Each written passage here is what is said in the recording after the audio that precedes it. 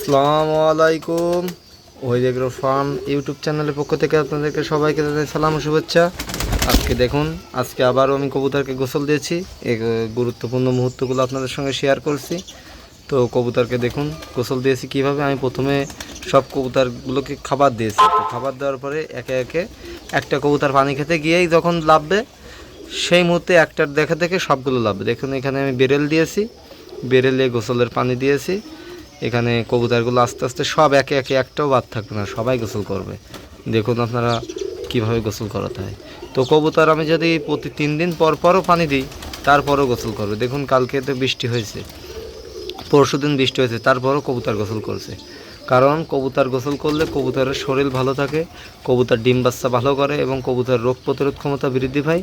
কবুতরের পায়খানার সমস্যা হয়, ড্রপিংয়ের সমস্যাটা হয় না এবং কবুতরের শরীরে কোনো রকম উকুন টুকুন কম থাকে, মশামাছি ওই যে মাছিগুলো কম থাকে, কবুতরের গায়ে গন্ধ কম হয়, আরও অনেক কিছু হয়। আর কবুতর নিয়মিত গোসল করলে কবুতর মল্টিংয়ের সুবিধা হয়, ডিম বাচ্চা ভালো করে, আর কবুতরগুলো সুস্থ সবল থাকে এবং কবুতরগুলোর কালার ভালো থাকে এবং কবুতরগুলো দেখুন কীভাবে স্বাচ্ছন্দ্যময়ভাবে গোসল করছে। এবং কবুতরের পেটে কিন্তু এক ধরনের গ্যাস হয়, এটা আপনারা জানেন কি না জানি না।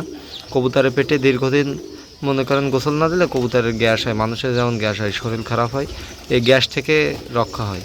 কারণ গোসল করলে তখন ওদের শরীর ভালো থাকে, তখন গ্যাসটা আর হয় না, আর খাওয়ার চাহিদা কমে যায় কবুতর যদি গোসল না দেন। আর কবুতরের নিয়মিত গোসল দেবেন, কবুতরের খাওয়ার চাহিদা ভালো থাকবে এবং লিভার ভালো থাকবে। কারণ গোসলের সঙ্গে কবুতরের সুস্থতার অনেক কিছু আছে। অনেকেই মনে করেন যে ভাই গোসল মনে হয় দেওয়া লাগে না, কারণ এরা গোসল দিতে হয়, কারণ গোসল না দিলে কবুতর সুস্থ থাকে না। একটা কবুতর ভালোভাবে বাঁচার জন্য তাকে অবশ্যই গোসল দিতে হবে।